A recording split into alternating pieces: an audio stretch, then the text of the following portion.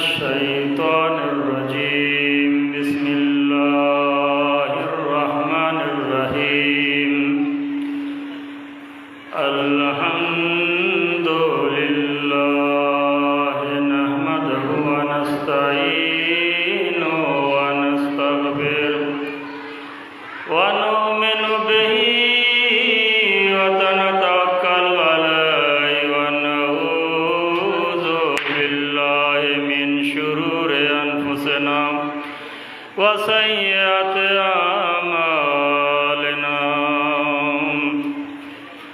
الصلاة والسلام على نبي المهذب وتاج الأولياء سيدنا أبي القاسم محمد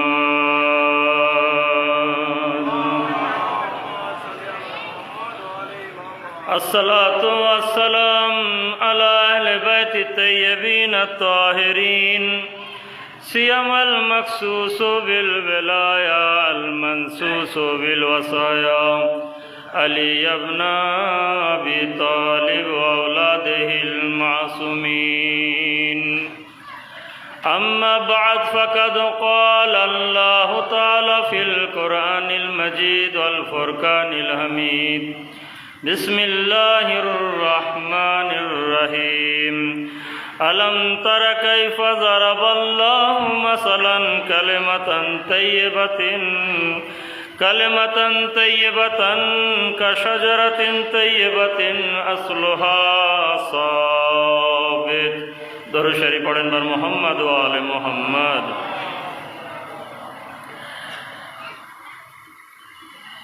আলহামদুলিল্লাহ, আল্লাহর দরবারে কৃতজ্ঞতা জানাই যে আল্লাহ আমাদের এই তৌফিক দিয়েছেন। আল্লাহ আমাদের এই সময় দিয়েছে যে তার হাবিব মোহাম্মদ মুস্তফা আহমদ মুস্তফা সাল্লাল্লাহু আলাইহি ওয়া আলিহি ওয়াসাল্লামের দরুদ শরীফ পড়েন বার মুহাম্মদ ওয়া আলে মুহাম্মদ। নাতি কিংবা সন্তান ইমামে হুসাইন আলাইহিস সালাতু ওয়াস সালামের আযাদারি করতে পারছি এবং যেহেতু অনেকটা সময় হয়ে গেছে, আগের মজলিসটা বিশেষ কিছু কারণে সে মাওলানা সাহেব আসতে পারেনি। যাই হোক, সূরা ইব্রাহিম 24 এবং 25 নম্বর আয়াত আপনাদের সামনে তেলাওয়াত করেছি, যার এক অংশ, এবং পুরো আয়াত আপনাদের সামনে তার মফহুম মতলব সহজ সরল অনুবাদ আপনাদের কাছে পৌঁছে দেওয়ার চেষ্টা করছি। আল্লাহ ইরশাদ করছে, আলাম তারা কাইফা জারাবাল্লাহু মাসালান, তুমি কি দেখো না? অথচ আমরা সকলেই দেখছি। কি দেখার কথা বলছে? জারাবাল্লাহ, আল্লাহ একটা উদাহরণ দিয়েছে, রূপক বয়ান করেছে, মিসাল বয়ান করেছে। আল্লাহ সেটাই জিজ্ঞাসা করছে, আমি যে উদাহরণটা দিয়েছি, রূপক বয়ান করেছি, আমি যে মিসাল বয়ান করেছি, সেটা কি দেখো না? এখনো সেই কি জিনিস সেটা আগে বলছে যে কালেমাতান তাইয়্যিবাতান, এক পাক ও পবিত্র বাক্য, কালেমা বাক্য, তাইয়্যিবাতান যে পাক ও পবিত্র বাক্য, তাইয়্যিবাতান অর্থাৎ পাক ও পবিত্র। তো কালেমাতান তাইয়্যিবাতান পাক ও পবিত্র বাক্যর উদাহরণ আল্লাহ দিয়েছে। কার সঙ্গে উদাহরণ দিয়েছে? কা শাজারাতিন তাইয়্যিবাতিন, এক পাক ও পবিত্র গাছের সাথে, যে গাছের আসল আসলহা সাবেতুন, যে গাছের আসল মাটির নিচে আছে, ওয়া ফারউহা ফিস সামা, যে গাছের ডালপালা আকাশে আছে, তুতি ওকুলাহা কুল্লা হিনিন বেইজনে রাব্বিহা, যে গাছের ফল আল্লাহর অনুমতিতে সর্বদা দিয়ে থাকে, দেয়। ওয়া ইয়াজরিবুল্লাহুল আমসালা, আর আল্লাহ তাআলা এভাবেই উদাহরণ দেয়। কিভাবে উদাহরণ দেয়? আর একবার বলি, তোমরা কি দেখো না? তোমরা কি দেখতে পাচ্ছ না? আমি আমার ভাষায় বলছি, তোমাদের কি চোখ নেই? যে আল্লাহ তাআলা একটা উদাহরণ দিয়েছে, এক পাক ও পবিত্র কালেমা, কালেমাতান তাইয়্যিবা। কালেমা মানে কালেমা, কালেমাকে বাংলায় বাক্য বলা হয়। যেমন লা ইলাহা ইল্লাল্লাহ মুহাম্মাদুর রাসূলুল্লাহ, বলি কালেমায়ে তাইয়্যিবা। তো কালেমায়ে তাইয়্যিবা, পাক ও পবিত্র কালেমা কিংবা বাক্যর উদাহরণ কিসের সঙ্গে? এক পাক ও পবিত্র গাছ। আর এই গাছের গোড়া মাটিতে, ডালপালা আকাশে, আল্লাহর অনুমতিতে সর্বদাই ফল দেয়। আর আল্লাহ এভাবেই উদাহরণ দেয়, আল্লাহ এভাবেই মিসাল বায়ান করে লিন্নাস, জগতের সমস্ত মানুষের জন্য, খালি শিয়াদের জন্য না, খালি সুন্নিদের জন্য না, কিংবা অন্য কোনো ফেরকার জন্য না, মানব জাতিদের, লিন্নাস মানব জাতি, বাশার, সমস্ত মানুষের জন্য আল্লাহ উদাহরণ দেয়। কেন দেয়? লাআল্লাহুম ইয়াতাযাক্কারুন, যাতে তারা সাবধান হয়ে যায়, যাতে তারা জানতে পারে, যাতে তারা বুঝতে পারে যে উদাহরণে কি বলেছে, রূপকের ভিতরে কি বলতে চাচ্ছে। আর স্বাভাবিকভাবে এই আয়াতের যদি অনুবাদ না হয় কিংবা এই আয়াতের ব্যাখ্যা না হয়, হয়তো আমরাও কেউ বুঝতে পারবো না যে কি বলতে চাচ্ছে আল্লাহ। এক পাক ও পবিত্র কালেমা, তার উদাহরণ দিচ্ছে এক পাক ও পবিত্র গাছের সঙ্গে। দরুদ শরীফ পড়েন বার মুহাম্মদ ওয়া আলে মুহাম্মাদের উপরে। এবারে প্রথমত আসি, আজকের দুনিয়া আর আগের দুনিয়ার ভিতরে অনেকটা হেরফের আছে, কিন্তু একটা পার্থক্য আছে। আগের দুনিয়া লোক অত জিজ্ঞাসা করতো না, কেন কি ব্যাপার, কিন্তু আজকের পৃথিবী মানুষ জিজ্ঞাসা করে, গবেষণা করে, রিসার্চ করে, গভীরে চলে যায়, বুঝতে চায়। আর সবচেয়ে বড় কথা, এই জামানায় পীর নিয়ে ব্যস্ত না, কিন্তু পীর আমাকে কোথায় নিয়ে যাবে সেটা নিয়ে গবেষণা করে। আগের জামানায় পীরত্ব ছিল, কিন্তু এখন জামানায় পীর না থাকলেও পীর আমাকে কোথায় নিয়ে যাবে, আমার নেতা আমাকে কোথায় নিয়ে যাবে, আমি যাকে মানছি সে আমার পীর, আমাকে জান্নাতে নিয়ে যেতে পারবে তো? না আমার পীর নিজে একা জান্নাতে যাবে আর আমাকে রেখে চলে যাবে।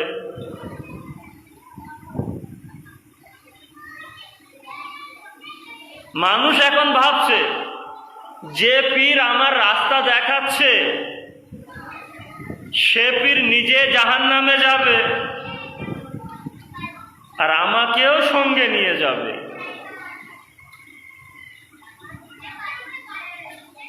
আবার এমনও হতে পারে পীর জাহান্নামে যাচ্ছে, আমি জান্নাতে যাচ্ছি। আবার এটাও হতে পারে না করে দলিল চায়, প্রমাণ চায় যে সে আমাকে কোথায় নিয়ে যাবে, যার পিছনে আমি এত টাকা পয়সা খরচ করছি সেই ইমাম কোথায় যাবে। আর আমি হক জানলো বলে বেই পেটের জ্বালায় মনে না কিছু বলতে পারছি না, ভাই কিছু বলার নেই, কি করবে। জানতে পারছে হক, বুঝতে পারছে হক, আর আল্লাহ এদের শাস্তি সবচেয়ে ডবল করে দেবে। এক তুই হক জানিস, নিজে আমল করিসনি, আর এক জানার পরে জানাসনি, তার জন্য ডবল শাস্তি তোর। অনুমতি দিচ্ছে না, দেখবেন এই হোয়াটসঅ্যাপে ফেসবুকে সব বলেই ফেলছে যে আহলে বায়াত কি জিনিস, আহলে বায়াত কাকে বলে। দরুদ শরীফ পড়েন।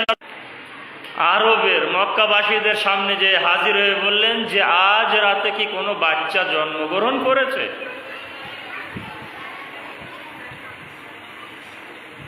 বলছে না, কই এমন কোনো বাচ্চা তো মক্কায় জন্মগ্রহণ করেনি তো। বললো না, তোমরা জানো না, আর জানলো হয়তো মিথ্যা কথা বলছো। বললো না, আমরা যতটা জানি কোনো বাচ্চা জন্মগ্রহণ করেনি। বললো না, অমুক তারা আজ খসে পড়েছে, আর সেই খসে পড়া তারার দলিল হচ্ছে এই যে আজ আমাদের ঈসা নবীর নবুবতের জামানা শেষ হয়ে গেছে এবং শেষ জামানার নবী মুহাম্মদ মুস্তাফা আজ পৃথিবীর বুকে আগমন করেছে। যাও খোঁজ খবর লাগাও। আমাদের তৌরাতের ভিতরে আমরা পড়েছি, ইনজিলের ভিতরেও আছে যে অমুক তারা যদি খসে পড়ে সেদিনে শেষ নবী জন্মগ্রহণ করবে। এখন খোঁজ খবর নেওয়ার পরে শেষ বেশ বোঝা গেল আব্দুল্লাহ ইবনে আব্দুল মুত্তালিবের বাড়িতে এক বাচ্চা জন্মগ্রহণ করেছে। এই ইউসুফে মোনাজ্জিম, এই ইহুদি আরও কিছু ব্যক্তিদেরকে নিয়ে খবর পাওয়ার পরে গেলেন আব্দুল্লাহর বাড়িতে। আব্দুল্লাহর বাড়িতে যাবার পরে বললেন, অনুমতি চাইলেন এবং সকলেই সেফারিশও করলো যে এই ঘটনা ঘটেছে। হযরতে আমেনা পয়গম্বর ইসলামের মা একটা কাপড়ের ভিতরে পয়গম্বর ইসলামকে জড়িয়ে সেই মোনাজ্জিমের হাতে দিলেন। মোনাজ্জিম দেখার পরে তার কাপড় সরিয়ে যখন দেখলেন মোহাম্মদের, আল্লাহর হাবিবের, দেখলেন মোহরে নবুওয়াত তার পিঠে আছে এবং তার থেকে সুন্দর নূর আকাশের দিকে চলে যাচ্ছে। যখন এটা দেখলো এবং দেখার পরে বললেন, আশহাদু আল্লা ইলাহা ইল্লাল্লাহ ওয়া আশহাদু আন্না মুহাম্মাদান আবদুহু ওয়া রাসূলুহু। সেই ইউসুফে মুনাজ্জিমে ইহুদি তখনই ইসলাম ধর্ম গ্রহণ করলেন। ব্যাস, বলার উদ্দেশ্য হচ্ছে এই যে নেতা এমন হবার প্রয়োজন যে নেতাও নিজেই জান্নাতি, আর যে নেতাকে মানবে মুরিদ হবে সেও জান্নাতি হবে।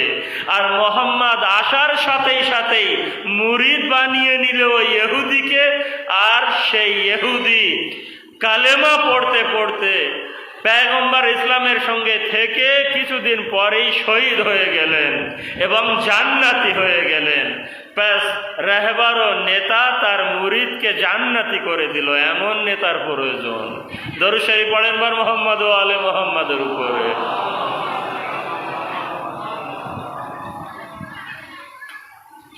এবারে নেতা যদি নিজে জান্নাতে চলে যায়, হায় হায় করে, তো তার জন্য ভাই যারা উর্দু কবিতা বোঝেন তাদের জন্য বিশেষ করে হাজির। বেরুজে হাশর হোগা গাফিলান सुन ले जरा, जब रूज़े हशर होगा ए गाफिलान सुन ले जरा, प्यास की तकलीफ से घबराएगी खल्क़ खुदा, प्यास की तकलीफ से घबराएगी खल्क़ खुदा, साकिए कौसर अली होगा हमारा पेशवा, साकिए कौसर अली होगा हमारा पेशवा, पीर तेरा खुद कहेगा या अली पानी पिला, पीर तेरा खुद कहेगा या अली पानी पिला, जब पीर तेरा प्यासा होगा फिर क्या हकीकत है तेरा, जब पीर तेरा प्यासा होगा फिर क्या हकीकत है आपकी, जन्नत ও কৌসার नहीं। হাউজে কৌসারের মালিক আলী হবেন, প্রথম কথা রসুল হবেন, তারপরে আলী। আর যত খলিফা হোক না কেন, বড় হোক আর ছোট হোক আর মেজে হোক, কবিতার ভিতরে বলেছে কেন জান্নাত তোমার বাপের জাগির না, জান্নাতের মালিক আলী, কৌসারের মালিক আলী, হাসান, হোসেন, ফাতেমা। আর এই হক তুমিও জানো মৌলবী, তুমিও জানো মাওলানা, তুমিও জানো মুফতি। এই হককে আর লুকিও না, বার করে দাও।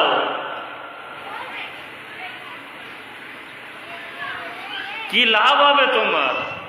আল্লাহ যদি তোমার ভাগ্যে রুটি রেখে দেয়, আল্লাহ যদি তোমার ভাগ্যে রুজি রাখে, তাহলে ওই হককে না ছুপালেও তুমি পেয়ে যাবে। কেন আপনারও আমার মাওলা আলী ইবনে আবি তালিব বলেছেন, দুলি এই পৃথিবী গোল ঘুরছে, আর আল্লাহ তার রুজিকে দিচ্ছে ঘুরতে ঘুরতে ঘুরতে, যার রুজি এই পৃথিবী তার কাছে পৌঁছে দেবে। তাহলে এই হককে লুকিয়ে তুমি কোন রাস্তায় নিয়ে যাচ্ছ মুরিদদেরকে? দরুদ শরীফ পড়েন বার মুহাম্মদ ওয়া আলে মুহাম্মদ। জান্নাতের ওয়ারিস কারা? মুহাম্মদ ওয়া আলে মুহাম্মদ। পাস যাদের উদাহরণ দিয়েছে আল্লাহ, যে পাক ও পবিত্র কালেমা পাক ও পবিত্র গাছের সঙ্গে, পাক ও পবিত্র গাছের তুলনা দিয়েছে, উদাহরণ দিয়েছে, এক পাক ও পবিত্র কালেমাতান তাইয়্যিবাতান কা শাজারাতিন তাইয়্যিবাতিন। কারা এরা? মুহাম্মদ ও আলে মুহাম্মদ। আর যখন মুহাম্মদ ও আলে মুহাম্মদ হলো, এত সুন্দর উদাহরণ দিয়ে দিয়েছে। এবং এই পাক ও পবিত্র গাছ, যার বিষয়ে আল্লাহ তাআলা সর্বপ্রথম কোরআনের আয়াতের ভিতরে এই কালেমার বিষয় বলছে, কালেমাতান তাইয়্যিবাতান। কালেমা মানে বাক্য, কালেমা। তাইয়্যিবাতান মানে পাক ও পবিত্র। দেখেন আয়াতের ভিতরে কালেমার বিষয় বলছেন, ওয়ালাউ আন্না মা ফিল আরজে, যদি যা যা আছে এই মাটির উপরে, মিন শাজারাতিন, গাছ, এই মাটির উপরে যত গাছ আছে, ভাই কত গাছ আছে আমরা জানি? গুণে শেষ করতে পারবো? যত গাছ এই মাটির উপরে আছে, আকলামুন, যদি কলম হয়, ভাই মৌলবী, মাওলানা, মুফতি, আজাদার ভাইয়েরা, চাচারা, একটু দেখেন খেয়াল করে। যে আয়াত আমি পড়েছি আমার শিরোনামে, সূরা ইব্রাহিম 24 আর 25। কেন বলছি? লাইভ হচ্ছে, খালি আপনারা দেখছেন না, কিন্তু অনেকেই শিয়া না, তারাও দেখছে, অনেকেই মুসলমান না, তারাও দেখছে, কমেন্টে লিখেও দেয় অনেক কিছু। আমি এখান থেকে কিছু একটা বলে যাব, তারা আমার ছাড়বে কিংবা আপনারা ছাড়বেন? আয়াত কি বলছে? এক পাক ও পবিত্র কালেমা উদাহরণ দিচ্ছে আল্লাহ তাআলা, এক পাক ও পবিত্র গাছের। কালেমা শব্দ ব্যবহার হয়েছে অন্য আয়াত, সূরা লোকমানের 27 নম্বর আয়াত।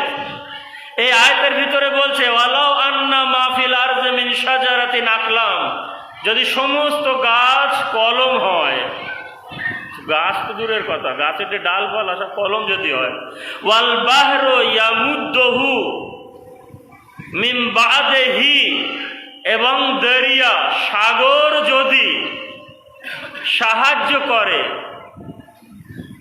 তারপরে কলমকে যদি সাহায্য করে, সাবআতু আবহার, আবহার মানে সাগর, 7 সাগর যেটা বিখ্যাত, মা তাগেদাত কালেমাতুল্লাহ, তাহলে আল্লাহ তাআলার কালেমাকে গুণে শেষ করতে পারবে না, সমাপ্ত করতে পারবে না। এখানে কালেমা শব্দ ব্যবহার হয়েছে, কালেমাতুল্লাহ, আল্লাহর কালেমা। এই কালেমাকে মনে করে রাখবেন, কারণ অনেকবার আসবে আয়াতে, আর আয়াতের উপরে নির্ভর করে কথাগুলো বলা হচ্ছে। দরুদ শরীফ পড়েন বার মুহাম্মদ ওয়া আলে মুহাম্মাদের উপরে। আচ্ছা ভাই, এই যে আয়াত কলম হবে এবং 7 সাগর কালি হবে, সঙ্গে দেবে কলমে, তাও আল্লাহর গুণগান, আল্লাহর কালেমা শেষ হবে না। ভাই আমি না, অনেকেই বলে যে এরা খালি হাসানের কথা বলে, হোসাইনের কথা বলে, নবীর কথা কম বলে, আর অন্য কোনো খলিফার কথা বলে না। আসেন, এই আয়াতের তাফসীর করছেন পয়গম্বর ইসলাম, কিন্তু বর্ণনা করছে হযরতে ওমর রাদিয়াল্লাহু তাআলা আনহু। এর চেয়ে আর বড় কি বলবো। বললেন যে আন ওমর কাল, ওমর থেকে যে ওমর বললেন, কালা রাসূলুল্লাহ, রাসূলে খোদা বললেন, লাউ কানাল বাহরু, যদি সাগর মেদাদ, সাগর কালি হয়ে যায়, ওয়ার রিয়াজ আকলামান, এবং এই গাছের ডালপালা যদি কলম হয়, ওয়াল উনসু কুত্তাবান, এবং মানুষেরা যদি লিখতে শুরু করে, ওয়াল জিন্নু হুসাবান, এবং সমস্ত জিনেরা যদি লিখতে শুরু করে, মা আহসু ফাজাইলুকা, এ আলী ইবনে আবি তালিব, এভাবে বলছেন, ইয়া আবাল হাসান, এ হাসানের বাবা আলী, তাহলে তোমার গুণবলী এরা সকলেই মিলে লিখতে পারবে না, শেষ করতে পারবে না। দরুদ শরীফ পড়েন বার মুহাম্মদ ওয়া আলে মুহাম্মদ। ভাই আরো একবার জোরে দরুদ শরীফ বার মুহাম্মদ ওয়া আলে মুহাম্মদ।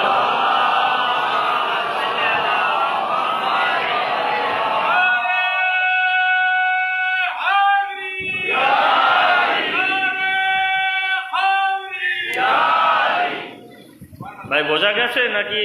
মাথার উপরে উড়ে তো যাচ্ছে না, মানে হাওয়াও তো সেইভাবে নেই যে মাথার উপরে উড়ে যাবে।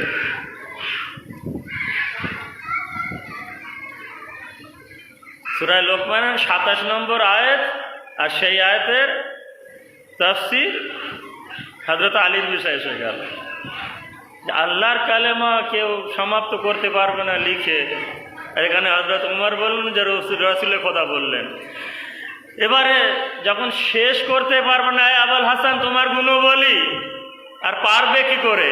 आए दुनिया में तो अल्लाह के मेहमान बने।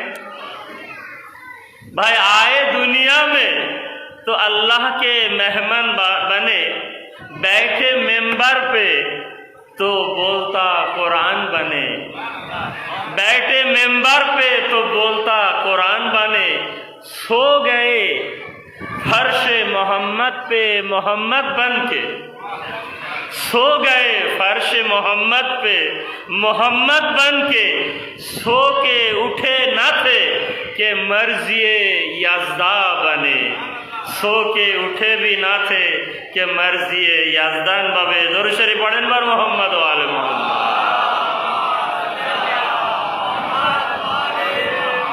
আসেন, কালেমা মনে আছে? কালেমাতান তাইয়্যিবা, সূরা লোকমানের ২৭ নম্বর আয়াত।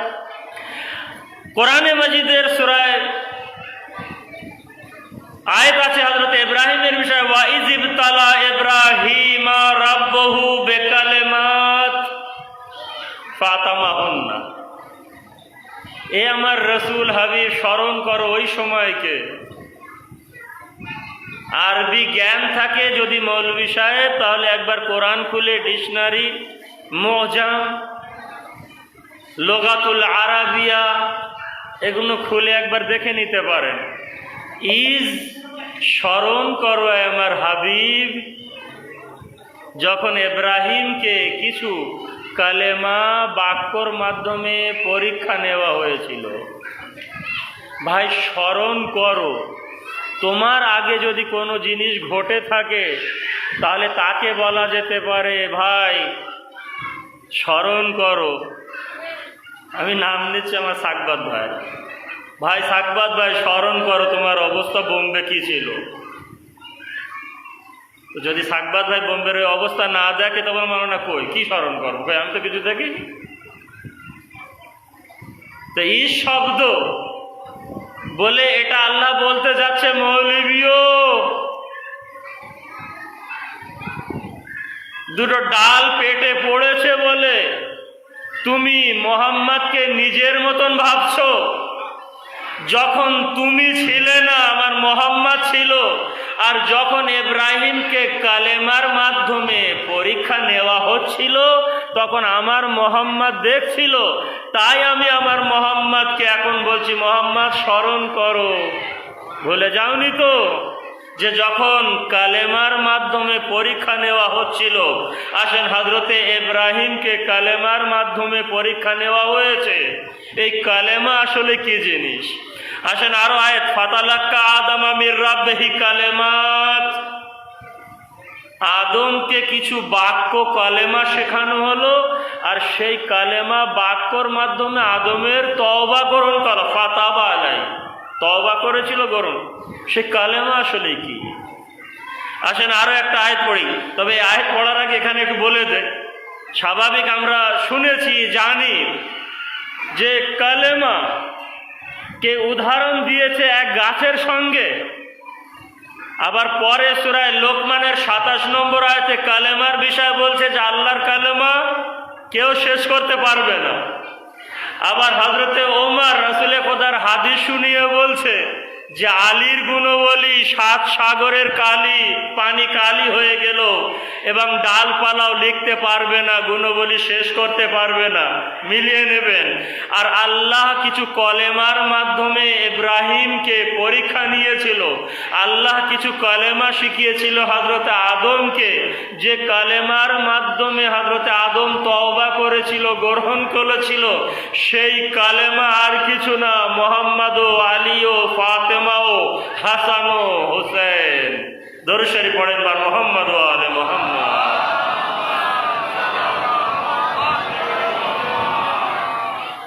সব জানে মৌলবী, কিন্তু বলা যাবে না। কেন মাদ্রাসায় পড়ানো হয় জানেন কি? যেখানে ফজিলাতে আহলে বাইত থাকবে সব স্টাপলার মেরে দেয়, স্টাপলার মেরে দেয় ফজিলাতে আহলে বাইত, আর সেগুলো পড়ানো হয় না।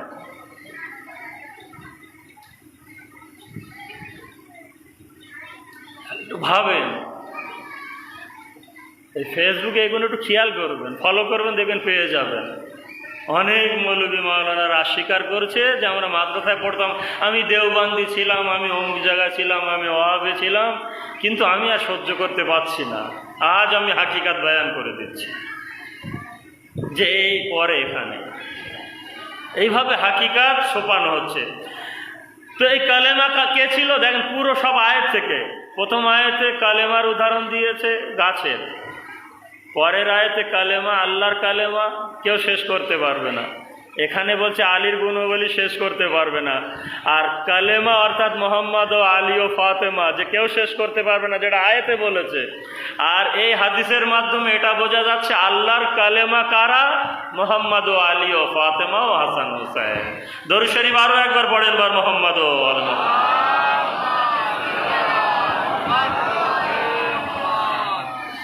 এবং পরে বলছে যে ইসকালাতিল মারিয়াম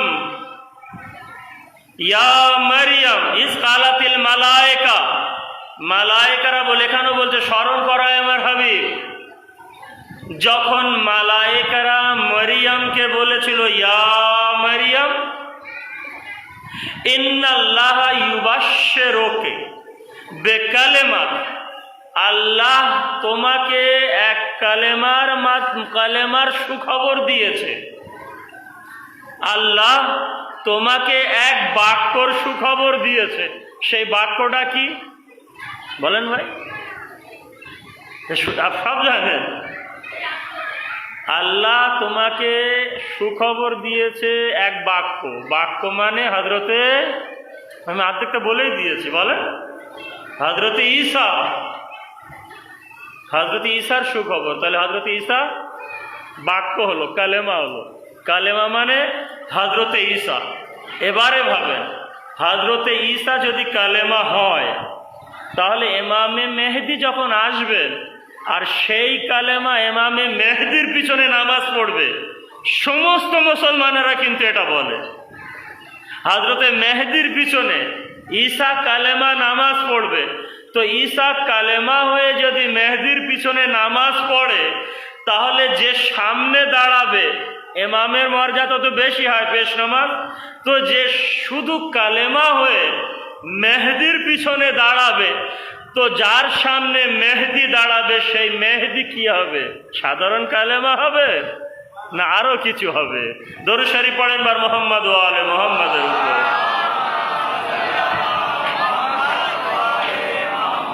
লা তাবদিলা বিকালিমাতিল্লাহ, আল্লাহর কালেমা পরিবর্তন হয় না। এই যে সুন্নতের উপরে যে বলেছিলাম, এই আয়াত আছে লা তাবদিলা বিকালিমাতিল্লাহ, আল্লাহর কালেমা পরিবর্তন হয় না। বাস আল্লাহর কালেমা, আল্লাহর বাক্য, মোহাম্মদ ও আলী ও ফাতেমা ও হাসান ও হুসেন, আর হুসাইনের নসল থেকে আরো 9 জন ইমাম, অর্থাৎ যার শেষ কালেমা হচ্ছে ইমামে মেহদি আলাইহিস সালাতু ওয়াস সালাম।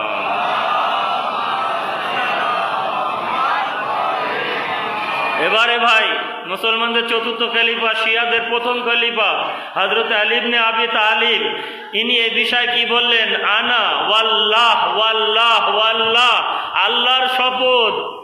এবারে হয় খলিফা মানেন, কারণ খলিফাদের বিরুদ্ধে কিছু বলা যাবে না, হয় মানতে হবে আর না হলে বলতে হবে হযরত আলী মিথ্যে কথা বলেছে।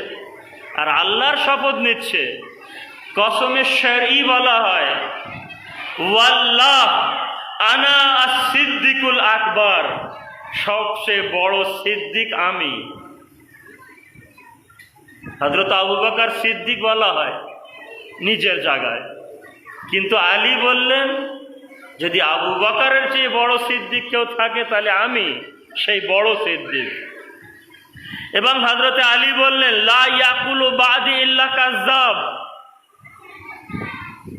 যদি অন্য কেউ বলে যে আমি সিদ্দিক আর বড় সিদ্দিক, তাহলে সে হচ্ছে মিথ্যাবাদী। ওয়া আনাল কোরআনুন নাতিক, আমি হচ্ছে বলিত কোরআন। ওই কোরআন চুপ করে থাকে আর আমি কোরআন কথা বলি। ইবনে মাজা, আহলে সুন্নাত ওয়াল জামাতের বিশাল নামি দামি বই ইবনে মাজা, হাদিস নম্বর 120-তে পেয়ে যাবে। আর এই হাদিসগুলো বললাম স্টেপলার মেরে দেওয়া হয়। এখন কোনো মৌলবী যদি চুরি চাপটা করে যদি স্টেপলার কিংবা আটা কিংবা ডিলেট করে দেওয়া হয়, যদি কেউ একবার পড়ে ফেলে তার মাথায় এমনি চক্কর লাগবেই। দরুদ শরীফ পড়েন বার মুহাম্মদ ওয়া আলে মুহাম্মাদের উপর।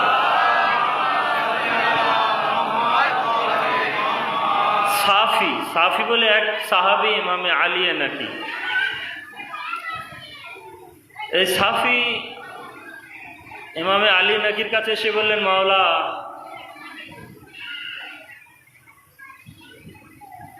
আপনার বাবা ইমামে রেজার জিয়ারাত করতে মশাদে যাব, তুস, তখন নাম ছিল তুস, খোরাসান, মশাদে যেতে চাই।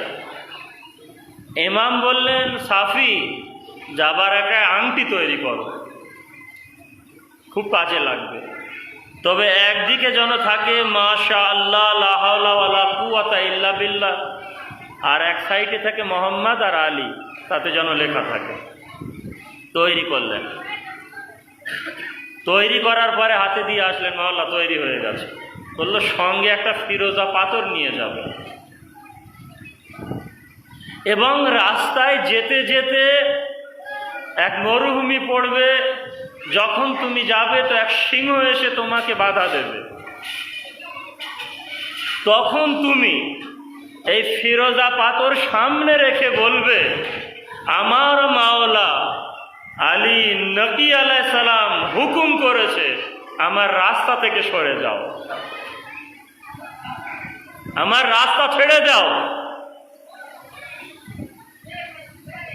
তো একটা ফিরোজা পাথর নিলেন, ফিরোজা পাথর এই রঙের হয়, যদি আসল ফিরোজা পাথর হয় এই গুণ থাকবে।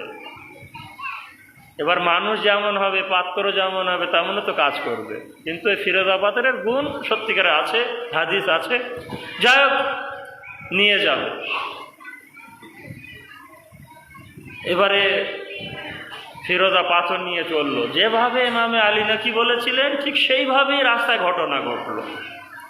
তুস মাসাদে পৌঁছে গেলেন, সেখানে যাবার পরে জিয়ারাত করলেন। জিয়ারাত করতে করতে প্রথম জিয়ারাত করলো যাবার পরে, এবং কষ্ট হয়ে গেছে, তখন তার এত ভিড়ভাড় হতো না, সেখানে ঘুমিয়ে পড়েছে। ঘুমানোর পরে জেগে গেছে, কয়েকদিন পর যখন ফিরে আসলেন, ইমামে আলী নাকির সামনে গেলেন, সব কিছু বয়ান করলেন, মাওলা আপনি যা যেভাবে বলেছিলেন ঠিক সেটাই হয়েছে। ইমামে আলী নাকি বললেন, একটা জিনিস ভুলে গেছো, তুমি বলবে না আমি বলবো। বললেন, মাওলা আপনারই তো জ্ঞানী, আপনি তো আল্লাহর কালেমা, আপনি তো আল্লাহর বাক্য। ইমামে আলী নাকি বললেন, যখন 8 ইমামের জিয়ারাত করার পরে কষ্টর ফলে তুমি যখন ঘুমিয়ে পড়েছিলে, সেই সময় জিনদের এক গ্রুপ এসেছিল ইমামে রেজার জিয়ারাত করতে।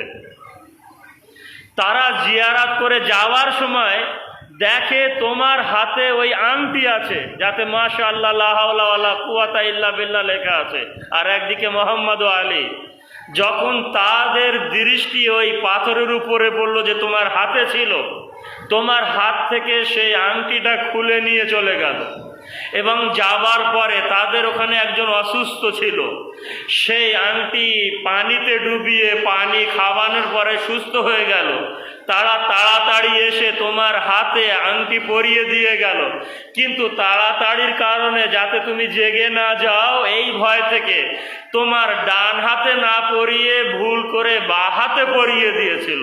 তুমি জেগে যাবার পরে বাঁ হাতে আংটি দেখার পরে অবাক হয়েছিলে, কিন্তু কিছু বুঝতে পারোনি। দরুদ শরীফ পড়েন বার মুহাম্মদ ওয়া আলে মুহাম্মাদের উপরে।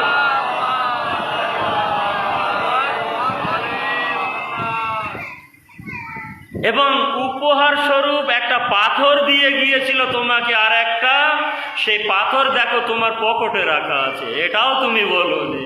সাথে সাথে বললেন, মাওলা ভুলে গিয়েছিলাম, কি করব, আপনি তো গায়েবের মালিক, আল্লাহ আপনাদেরকে দিয়েছে সেই ক্ষমতা, সব কিছু জানেন। যাও বিক্রি করো, 80 টাকায় বিক্রি হবে। আর সেই দামই বিক্রি হয়ে গেছে। অনেক চেষ্টা করেছিল 81 টাকায় বিক্রি করতে, যাতে ইমামের কথা সঠিক নয়, অথচ বিশ্বাস ছিল। কিন্তু যাদের ঈমান কমজোর, যাদের ঈমানের ভিতরে শক্তি নেই, আর ঈমানের শক্তি যদি না থাকে, তাহলে আমেরিকার কথায় উঠবে আর বসবে মুসলমানেরা। ওই এত ক্ষমতা, এত চালাক, এত চতুর, এত শক্তি আছে। সামান্য একটা হিজবুল্লাহ, যে শিয়াদের একটা সংগঠন লেবাননে, তাদের চোখ রাঙাতে পারছে না। ইমানের ক্ষমতা বোঝেন? এই হচ্ছে ইমানের ক্ষমতা। দরুদ শরীফ পড়েন বার মুহাম্মদ ওয়া আলে মুহাম্মদ।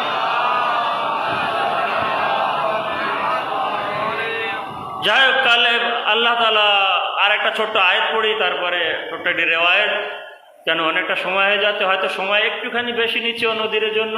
আজকে একটাই মজলিস হয়েছে, 2টো হবার কথা ছিল, বেচারা মাওলানা সাহেব আসতে পারেনি, কারণ কী হয়েছে জানি না। যাক, যদি অসুস্থ হয় আল্লাহ তাকে সুস্থ করুক, এই দোয়া দরুদ শরীফ পড়েন বার মুহাম্মদ ওয়া আলে মুহাম্মাদের উপরে। কিন্তু আল্লাহ যদি তৌফিক দেয়, ইনশাল্লাহ আপনাদের ইনশাল্লাহ মন খারাপ হওয়ার কোনো প্রয়োজন, যতদিন আছি, বেঁচে আছি, আপনাদের মন জয় করার চেষ্টা করব, আপনাদের ঈমানকে তাজা করার চেষ্টা করব, আপনাদের সময় যেন এদিক ওদিকে খারাপ না হয়, বাঁচানোর চেষ্টা করব। তার জন্য একবার দরুদ শরীফ পড়েন বার মুহাম্মদ ওয়া আলে মুহাম্মাদের উপর।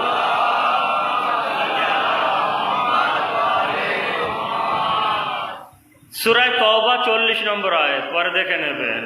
কালেমাতুল্লাহ, আল্লাহর কালেমা। দেখেন কয়েকটা কালেমা পড়েছে কিন্তু। সূরা ইব্রাহিমের 24-25 নম্বর আয়াত, সূরা লোকমানের 27 নম্বর আয়াত, এবং আরও 3টে কাল পড়লাম।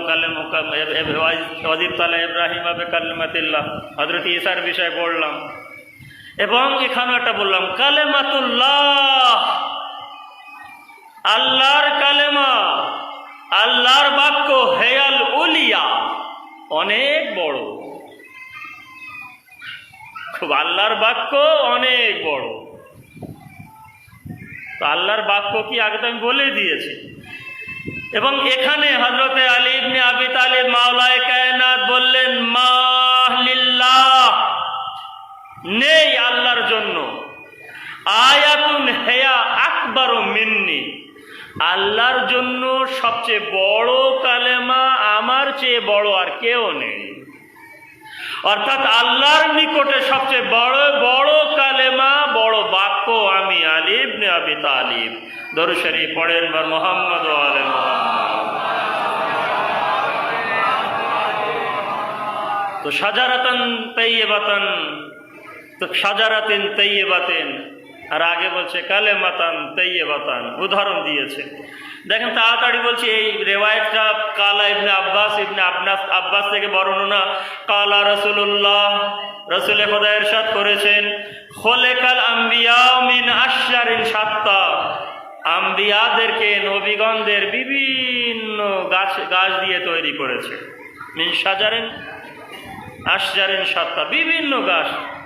ওয়া খালাকানি আলিয়ান মিন শাজারাতিন ওয়াহিদা, কিন্তু আমাকে আর আমার ভাই আলীকে এক গাছ থেকে তৈরি করেছে। ফানা আসলোহা, যার আসল আমি। আয়াতে কি বলেছিল? যার আসল মাটিতে আর যার ডালপালা আকাশে। ওয়া আলিউন ফারোয়াহা, যার ডাল আলী, যার গোড়া আমি, যার ডাল আলী। ভাই একবার দরুদ শরীফ পড়েন বার মুহাম্মদ ওয়া আলে মুহাম্মাদের উপর।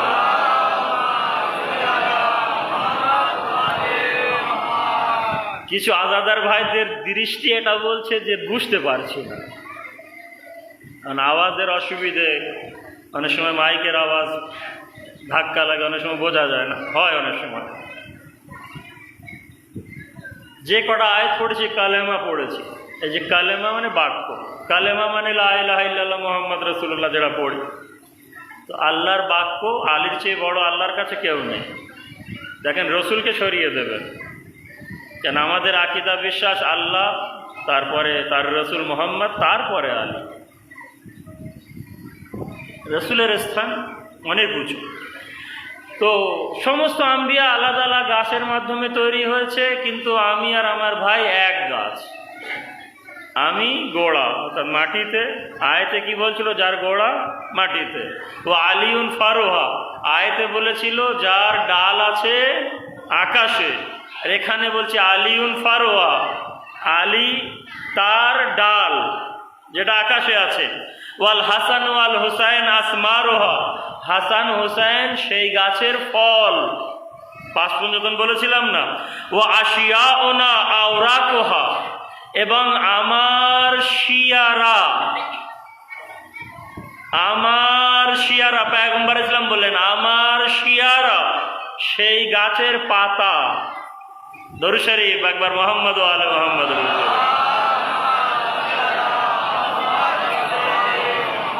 ফামান তাআল্লাকা বিহা নাজা, কেউ যদি সেই গাছের সঙ্গে সম্পর্ক করে নেয়, সেই গাছকে ধরে, ডালকে ধরে, গোড়াকে ধরে এবং সে পাতাকে ধরে, অর্থাৎ কেউ যদি রসুলের শিয়াকে ধরে তাহলে নেজাত পেয়ে যাবে। ওমান জাগা আনহা হাওয়া, আর যদি মুখ ঘুরিয়ে নেয় হাওয়া হয়ে যাবে। দরুদ শরীফ পড়েন বার মুহাম্মদ ওয়া আলে মুহাম্মাদের উপরে। এবারে দাওয়াত দিচ্ছি ভাই, আপনাদের সকলকে দাওয়াত দিচ্ছি, যারা বাইরে এদিকে ওদিকে বসে শুনতেন সকলকে দাওয়াত দিচ্ছি। কিবা প্রশ্ন করছি যে এবারে খোঁজেন সেই গাছ কোন দেশে আছে,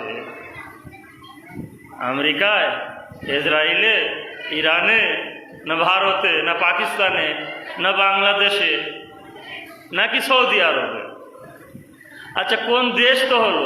এবারে ভাই আপনাদের কাছে প্রশ্ন, কিংবা আমি দাওয়াত করছি, খোঁজো সেই গাছটা কোন শহরে আছে, যেখানে নবী পাক ঘুমিয়ে আছে সেখানে, না যেখানে অনেক পীরেরা, যে পীরের রওজা, যে বাবা এভাবে ছাড়েন, কলকাতা শহরে আছে, না ফুরফুরা শরীফে আছে, না আলমপুর, মুর্শিদাবাদ আলমপুর গিয়েছেন? গিয়েছি একবার। না আলমপুরে, কোন শহরে আছে? আর শহর তো অনেক বড়, যদি খুঁজে না পান তাহলে দেখেন গ্রামের দিকে আছে কি, নারকেলবাড়িয়া আছে কি, রামচন্দ্রপুরে আছে কি, মাসিয়া আছে, সেই গাছটা কোথায়? কেন না বললে তো কেউ খুঁজবে না। আর আল্লাহ যখন বলছে কালেমাতান তাইয়্যিবাতান কা শাজারাতিন তাইয়্যিবাতিন, আল্লাহ উদাহরণ দিয়েছে এক পাক ও পবিত্র কালেমার, এক পাক ও পবিত্র গাছের। তো এই গাছটা কোথায় তো আল্লাহ বলেনি, তো কোথায় সেই গাছটা? সেই গাছ যখন খুঁজে পাচ্ছ না, আচ্ছা সেই গাছ যদি খুঁজেও পাও তাহলে সেই গাছের ডালটা কোথায়, তার ফল কি, তার পাতা কেমন? আর তুমি যদি খুঁজে না পাও তাহলে ইশারা করে চলে যাচ্ছি, যখন হযরতে আদমকে মানা করেছিল ওই গাছের নিকটে যেও না, তো গিয়েছিল আদম, যার কারণে বার হতে হয়েছে। তো ওই গাছটা কিসের গাছ ছিল? কেউ বলছে গম গাছ, কেউ বলছে বেগুন গাছ, কেউ বলছে অমুক গাছ। কিন্তু আমারও আপনাদের ইমামগণ আহলে বায়তের তাফসিরে বলছে সেই গাছ ছিল মুহাম্মদ ও আলে মুহাম্মাদের জ্ঞানের গাছ। তো যে আদমকে মানা করেছিল ওই গাছের নিকটে যেও না, যে গাছ অর্থাৎ জ্ঞানের গাছ মুহাম্মদ ও আলে মুহাম্মদ, আর আদম না শুনে সেই গাছের নিচেই চলে গেল, গাছের নিকটে চলে গেল। আদম তুমি মুহাম্মদ ও আলে মুহাম্মাদের ইলমকে, জ্ঞানের গাছকে বুঝলে না, অবহেলা করলে, যাও চলে যাও। এবারে যদি ক্ষমা নিতে চাও সেই গাছের মালিক যারা মুহাম্মদ ও আলী ও ফাতেমা হাসান হোসেনের ওসিলা দাও, তওবা করো। দরুদ শরীফ পড়েন বার মুহাম্মদ ও আলে মুহাম্মাদের উপরে।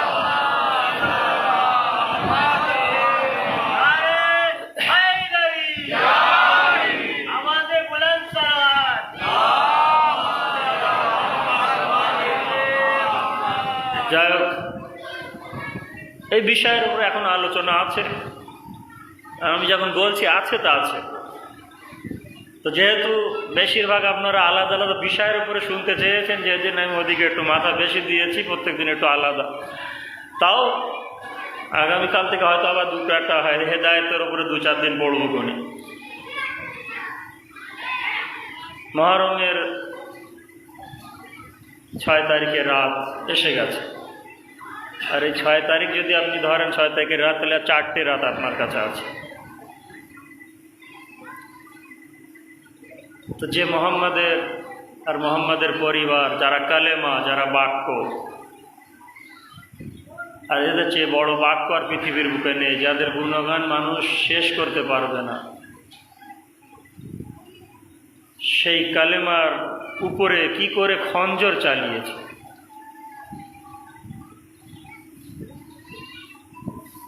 সেই কালেমার বুকের উপরে শিমির কি করে বসেছিল,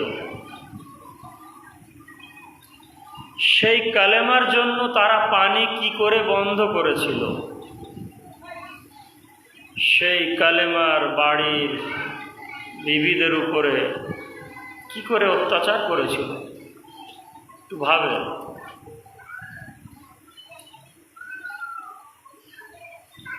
গতদিনে হযরতে মুসলিম বিন আকিলের মোসাহেব, আমি জানি যখন কষ্টের মোসাহেব পড়া হয় তখন যারা আহলে বায়াতকে মানে সহ্য করার ক্ষমতা থাকে না, চোখে পানি না আসলেও বুক ফেটে যায়, অন্তর কেঁদে ওঠে।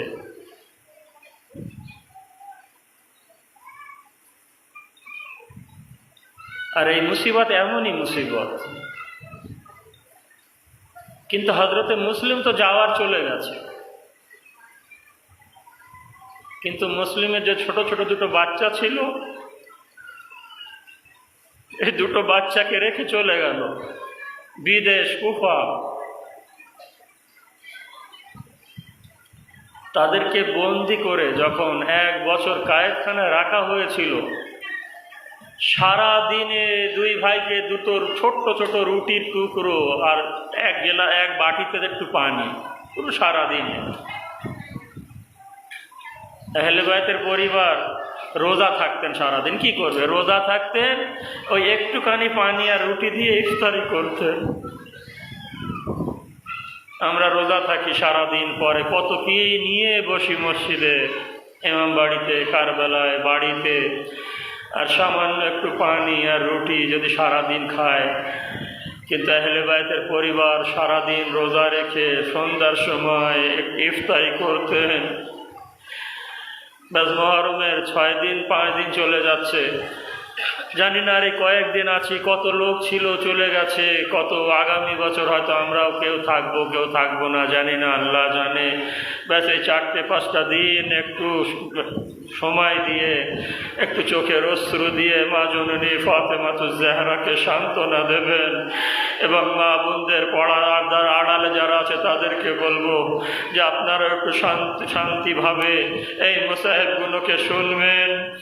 আর পাশে হয়তো বিবি পাক বসে আছে, আমাদের পাশে হয়তো মাওলানা ইমাম জাইনুল আবদিন বসে আছে, আর অবশ্যই আছে হয়তো আমাদের দৃষ্টি দেখতে পাচ্ছে না। তো দুই ভাই কায়েতখানায় 1 বছর এভাবে কাটিয়েছে। আর 1 বছর যখন হয়ে গেল, ছোট ভাই বড় ভাইয়ের গলায় হাত দিয়ে বলছে, ভাই 1 বছর হয়ে গেল, এভাবে যদি এখানে থাকি হয়তো আমরা আর বাঁচবো না। ভাই এক কাজ করো, জেলখানার দারবানকে একটু বলি, হয়তো আমাদেরকে ছেড়ে দিতে পারে, পরিচয় দেই। বড় ভাই বললো, ঠিক বলেছো ভাই, চলো আমরা পরিচয় দেই। পরিচয় দিচ্ছে। আর যখন বুঝতে পারলো যে এরা মুসলিমের সন্তান, বলল এই গেট খোলা আছে, দরওয়াজা খোলা আছে, যাও, চলে যাও। কিন্তু আমি তোমাদের কাছে হাত জোড় করে বলছি, আমি জানি তোমরা চলে গেলে আমাকে মেরে দেবে। তোমরা শুধু অনুরোধেই যখন জান্নাতে যাবে, তা আমার জন্য মা জননী ফাতেমাতুজ জাহরার কাছে একটু শেফাআত করো, একটু অনুরোধ করো যেন মা আমার দিকে একটু খেয়াল করে। 1 বছর তোমাদের কষ্ট দিয়েছি, আমি বুঝতে পারিনি।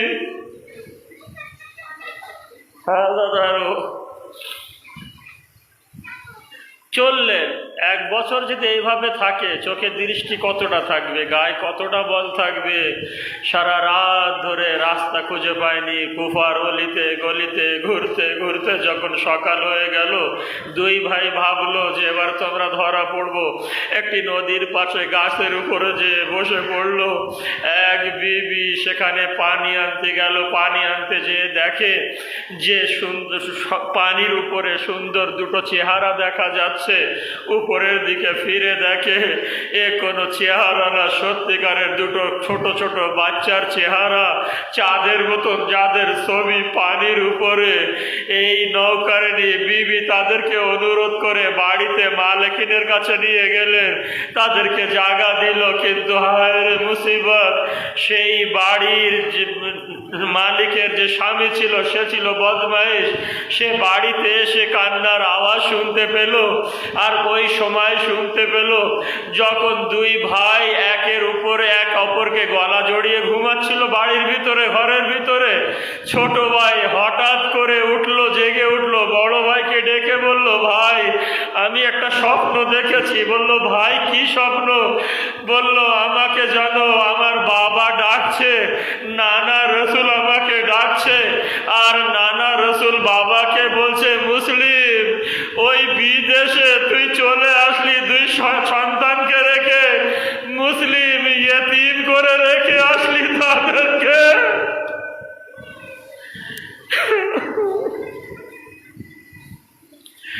ইয়া আল্লাহ, ইয়া আল্লাহ, রসুলকে আমি দেখেছি। বড় ভাইও কাঁদছে আর বলছে, ভাই আমিও এমন স্বপ্ন দেখেছি। কান্নাকাটি শুরু করলো। আর ওই মালুন শুনতে পেয়ে তাদের চুল ধরে বাইরে আনলো, সারা রাত উঠানায় বেঁধে রেখেছিল। এখন সকাল যখন হলো, নদীর ধারে নিয়ে গেল। যে নদীর কথা বলছিলাম, এই নদীর ধারে নিয়ে যাওয়ার পরে তাদেরকে বললো, জামা কাপড় খোলো এবং তোমাদেরকে হত্যা করব, তোমাদেরকে কাতেল করব, তোমাদের মাথাকে নিয়ে যাব দরবারে, প্রাইজ নেব। 2 ভাই বলল যে 2 রাকাত নামাজ পড়ার সুযোগ তো দেবে। বলল, নামাজ পড়ো, পড়ো, এই নামাজ পড়ে কি লাভ হবে তোমাদের? নামাজ পড়া হয়ে গেল। তার গোলামকে বলল, গোলাম এদের মাথাকে উড়িয়ে দে। গোলাম বলল, আমি পারবো না। জানেন কেন পারবো না? বলল, গোলাম যখন তলোয়ার নিয়ে মারতে যাচ্ছে, এক বড় কাপড় বিবি, যে বিবি নিজের আঁচলে মুসলিমের মাথাকে নিয়েছিল না। সেই বিবি একবার বলছে, এই গোলাম, কেন এদের মারছি? আমি মা জননী ফাতেমা, আমাকে চিনে নে, মারিস না। গোলাম তলোয়ার ফেলে চলে গিয়েছিল, তার মাথাও কেটে নিয়েছিল ওই মালুন। একবার দুই ভাই যখন মারতে যাচ্ছে, ছোট ভাই এসে বলছে, আমাকে আগে মারো। বড় ভাই বলছে, আমাকে আগে মারো। বড় ভাই বলছে, কেন তোকে আগে মারবে?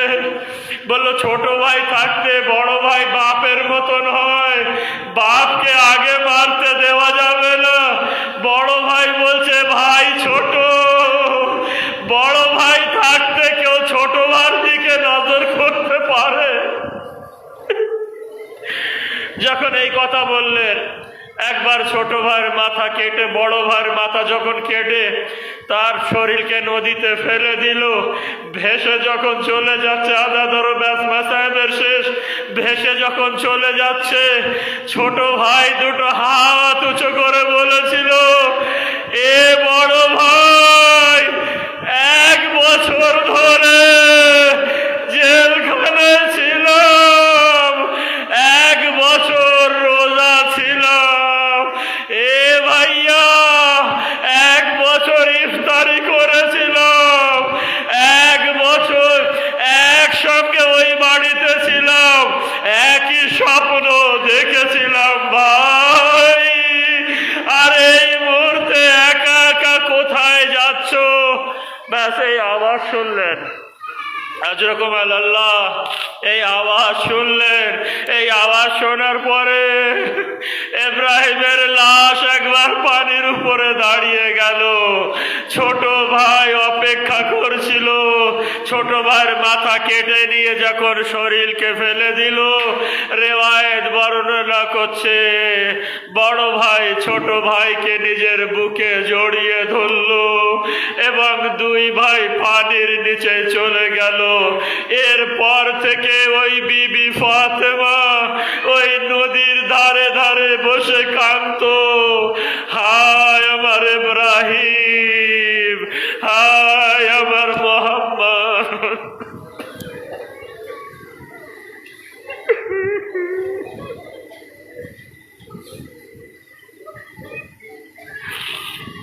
ইন্না লিল্লাহি ওয়া ইন্না ইলাইহি রাজিউন।